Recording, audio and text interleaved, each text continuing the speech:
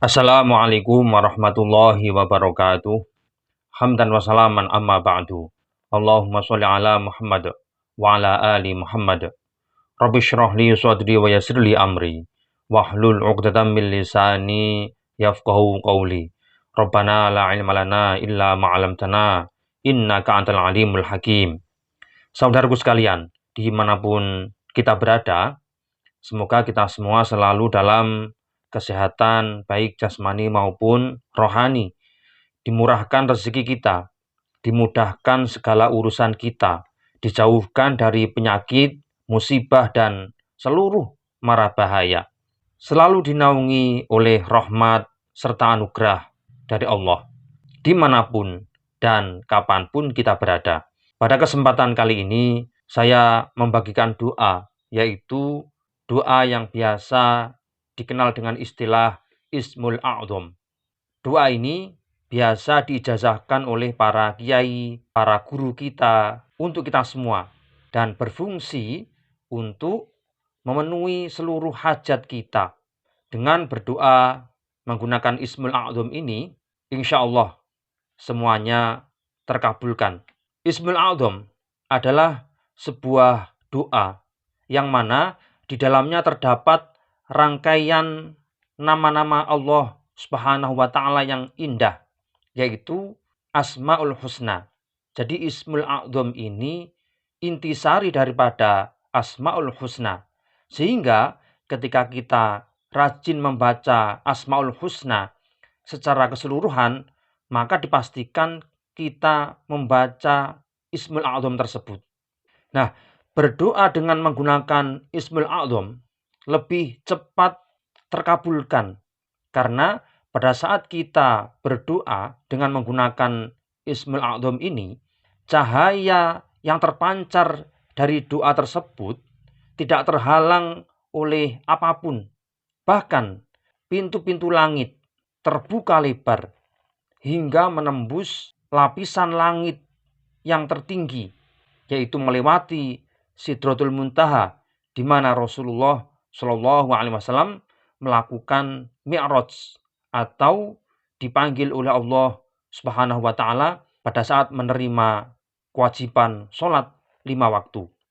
Nah, doa menggunakan Ismul A'dham ini akan membuka tabir yang ada di seluruh lapisan langit tersebut hingga sampai ke arsy atau ke singgasana Allah Subhanahu wa Ta'ala. Mengenai bukti kehebatan daripada Ismul A'dham, sejarah telah mencatat banyak tokoh-tokoh besar sejak zaman dahulu hingga di zaman sekarang berhasil melakukan banyak hal yang mungkin dianggap mustahil terjadi berkat menggunakan Ismul A'dham ini. Di samping itu, mereka berhasil mencetak sejarah besar yang diabadikan dalam buku sejarah dan bahkan diabadikan dalam Al-Quranul Karim. Doa Ismul A'dham ini biasa digunakan oleh tokoh-tokoh besar, mulai dari para nabi, sahabat, tabi'in, dan para ulama. Misalnya, kita ambil contoh Asy-Syaikh Asif, yaitu seorang asisten bagi Nabi Sulaiman alaihissalam atau pendamping Nabi Sulaiman alaihissalam yang mampu memindahkan singgasana Ratu Bilqis dalam sekejap atau dalam kedipan mata. Ini menggunakan doa Ismul A'dham. Kemudian Nabi Isa alaihissalam dan sahabat beliau yang biasa dikenal dengan istilah kaum Hawariyun menghidupkan orang mati, menyembuhkan orang buta, menyembuhkan orang bisu, menyembuhkan orang tuli, juga menggunakan doa Ismul A'dham. Kemudian Syekh Bal'am, seorang pendeta sakti di zaman Nabi Musa alaihissalam, pernah mendoakan Nabi Musa dan kaumnya supaya tersesat di lembah Tih. Ini juga menggunakan doa Ismul A'dham, walaupun pada saat itu Bal'am dalam posisi salah. Padahal beliau salah, tapi menggunakan doa Ismul A'dham ini tetap diijabah oleh Allah. Banyak dari kalangan sahabat, tabi'in, ulama, dan wali-wali yang lain menggunakan doa Ismul A'dham sebagai senjata atau pegangan dalam hidup mereka. Pada saat terdesak atau saat-saat tertentu, mereka menggunakan doa Ismul A'dham ini sebagai doa pamungkas, yaitu doa yang sudah di level darurat. Akan tetapi, meskipun menyimpan segudang kehebatan dan kesaktian, hingga saat ini teks asli atau bentuk kalimat asli dari Ismul A'dham ini belum diketahui secara jelas. Karena bukti yang adanya doa Ismul A'dham ini hanya muncul dari takrir atau pengakuan dari Rasulullah Shallallahu Alaihi Wasallam atas doa yang dilakukan oleh para sahabat. Misalkan ada sahabat yang berdoa dengan doa tertentu, kemudian Rasulullah menimpali, oh kalian sedang berdoa dengan Ismul A'dham. Hanya sebatas itu. Rasulullah tidak pernah mengajarkan inilah bentuk dari doa Ismul A'dham. Nah, oleh karena itu, doa Ismul A'dham bagian dari doa yang misterius hingga saat ini. Bahkan, beliau pernah mengatakan sesuatu kepada Ibunda Aisyah radhiyallahu anha. Wahai Aisyah, ada salah satu doa. Jika doa ini dipanjatkan oleh siapapun, maka tidak akan tertolak. Lalu Ibunda Aisyah bertanya, wahai Rasulullah, mengapa engkau tidak mengajarkan doa tersebut kepada kita? Lalu Rasulullah menjawab, nah, itulah sayangnya wahai Aisyah, doa ini tidak diperbolehkan untuk diajarkan kepada kaum wanita dan anak-anak. Jadi doa Ismul A'dham ini meskipun memiliki kehebatan yang luar biasa, tidak boleh diajarkan atau diamalkan oleh kaum wanita dan anak-anak. Melihat dari isi hadis tersebut. Inilah contoh takrir dari Rasulullah tentang doa Ismul A'dham. Suatu ketika Rasulullah Shallallahu Alaihi Wasallam mendengar seorang laki-laki berdoa dengan ucapan seperti ini.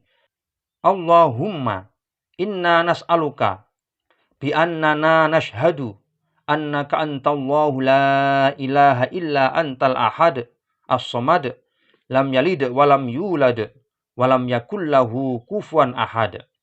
Yang artinya, ya Allah, aku memohon kepadamu, sesungguhnya aku bersaksi bahwa Engkau adalah Allah, yang tidak ada Tuhan selain Engkau, yang Maha Esa, yang menjadi tempat bergantung segala sesuatu, yang tidak beranak dan tidak diperanakkan, dan juga yang tidak ada suatu apapun yang setara denganmu. Kemudian Rasulullah bersabda, berkomentar tentang doa yang dipanjatkan oleh seorang laki-laki tersebut. Engkau telah memohon kepada Allah dengan doa Ismul A'dham, yang mana jika doa ini digunakan untuk memohon, maka akan selalu dikabulkan. Dan jika digunakan untuk berdoa, maka Allah akan mengabulkan.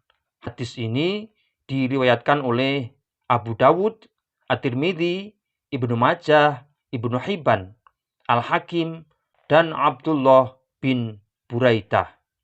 Nah, dalam hadis lain juga dijelaskan, yaitu dikeluarkan dari sahabat Abu Talhah radhiyallahu anhu. Beliau berkata, Rasulullah Shallallahu Alaihi Wasallam mendatangi seorang laki-laki yang pada saat itu sedang berdoa yang isinya seperti ini. Ya Allah, sesungguhnya aku memohon kepadamu bahwa hanya bagimu segala pujian. Tidak ada Tuhan selain Engkau, yang maha pengasih dan lagi maha pemberi karunia, pencipta langit dan bumi, yang memiliki keagungan dan kemuliaan. Nah, mendengar doa tersebut, kemudian Rasulullah Shallallahu Alaihi Wasallam berkata, sungguh dia telah memohon kepada Allah dengan Ismul A'dham, yang mana jika doa tersebut digunakan untuk berdoa kepada Allah, maka Allah mengabulkan segala permintaan orang tersebut. Nah, selain takrir yang diberikan oleh Rasulullah, dalam hadis lain juga dijelaskan, nama Allah yang Maha Agung yang jika dipakai untuk berdoa, maka akan mudah terkabul, yaitu terdapat pada ayat 20 dari surah Ali Imran. Ini hadis dari At-Tabrani dari Ibnu Abbas radhiyallahu anhuma. Kemudian ada hadis lain menjelaskan bahwa ayat tersebut terdapat pada 6 ayat akhir dari surah Al-Hasyr. Hadis ini diriwayatkan oleh Ad-Dailami dari Ibnu Abbas. Namun perlu diketahui teman-teman, walaupun tidak ada pernyataan khusus dari Rasulullah SAW terkait dengan teks atau bentuk dari Ismul A'dham, ada salah satu sahabat Rasul yang bernama Ala bin Hadrami yang memiliki pengetahuan tentang bacaan Ismul A'dham. Dan ini dibuktikan dalam sejarah. Mutrif bin Mus'ab, pada saat itu beliau menghadap Khalifah Al-Mansur. Ternyata Khalifah Al-Mansur ini sedang galau, sedang susah karena kehilangan orang-orang yang dicintai atau orang-orang terdekat. Kemudian Khalifah Al-Mansur berkata, "Wahai Mutrif, aku sedang tertimpa masalah yang tidak dapat diselesaikan." Kemudian sang Khalifah bertanya kepada Mutrif, "Wahai Mutrif, apakah ada doa yang bisa aku panjatkan yang bisa menghilangkan masalahku dan kesusahanku?" Lalu Mutrif menjawab, "Wahai Khalifah, berdoalah dengan doa yang pernah diucapkan oleh sahabat Ala bin Hadrami, yaitu salah satu sahabat Rasulullah. Dan doa itu pernah dipanjatkan pada saat berada di gurun Sahara dan juga pernah dipanjatkan di saat berada di tengah laut. Sehingga Allah menyelamatkan dan menyelesaikan semua masalahnya." Kemudian sang khalifah bertanya, "Apa doa itu?" Ternyata Mutrif melanjutkan ceritanya, "Wahai khalifah, pada saat itu Ala bin Hadrami diutus ke tanah Bahrain atau ke negara Bahrain. Kemudian dia bersama rombongan sahabat yang lain melewati padang pasir yang tandus, yang tidak ada air sedikit pun. Kemudian mereka mengalami kehausan dan dehidrasi. Kemudian di saat terdesak, bahkan jika tidak minum sedikit saja, mereka bisa mati kehausan. Kemudian sahabat Ala bin Hadrami turun, lalu mengucapkan doa, "Ya Hakimu, Ya Alimu, Ya Aliyu, Ya Azimu." Nah, kemudian dia mengucapkan, "Wahai Allah, berikanlah kami air." Beberapa saat kemudian, Allah menurunkan hujan dengan begitu lebat dan penuh keberkahan, mendung yang tebal. Di samping itu juga terdapat angin yang kencang. Dan akhirnya mereka melewati masa-masa kehausan yang sangat berbahaya itu. Setelah itu, rombongan melanjutkan perjalanan. Pada suatu saat, mereka menemukan laut. Dan perlu diketahui bahwa untuk divisi laut, sejak zaman Rasulullah hingga Khulafaur Rasyidin belum mengenal armada laut, sehingga mereka masih asing dengan kapal laut atau perahu. Nah, kemudian Ala bin Hadrami turun, lalu melakukan sholat 2 rakaat. Nah, setelah sholat, beliau mengucapkan doa, yaitu Ya Hakimu, Ya Alimu, Ya Aliyu, Ya Azimu. Kemudian baru memanjatkan doa, "Ya Allah, berikanlah kami anugerah-Mu, berikanlah kami pertolongan." Nah, setelah mengucapkan doa tersebut, sahabat Ala bin Hadrami membentangkan tangannya, kemudian mengucapkan kepada rombongan supaya melewati laut dengan membaca Bismillahirrahmanirrahim. Nah, peristiwa ini menurut Abu Hurairah, rombongan yang berjalan di atas air tersebut, pakaian yang ia pakai, sepatu yang mereka gunakan, kuku-kuku dari jari-jari mereka ternyata tidak basah dan tidak terkena air. Tentunya atas izin Allah Subhanahu wa taala. Dan perlu diketahui bahwa jumlah rombongan yang melintasi laut tersebut dengan tanpa perahu yaitu berjumlah 4.000 orang. Ini riwayat dari Abu Hurairah radhiyallahu anhu.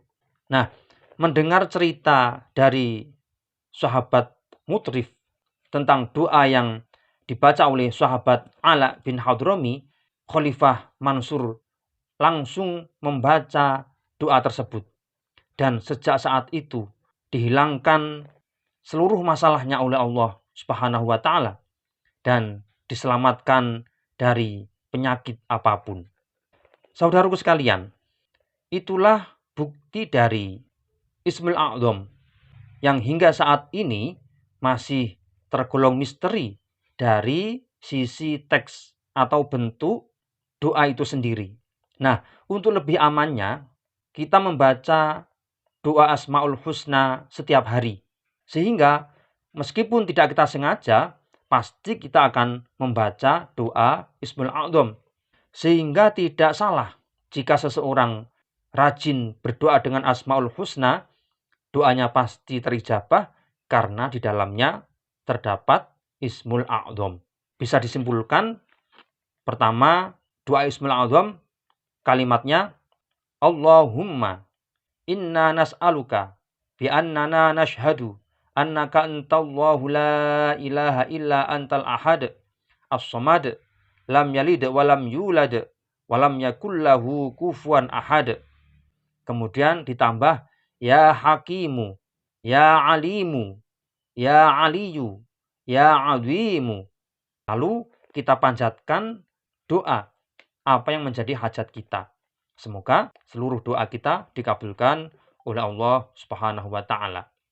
Silakan diamalkan. Semoga bermanfaat. Wallahu a'lam bishawab. Assalamualaikum warahmatullahi wabarakatuh.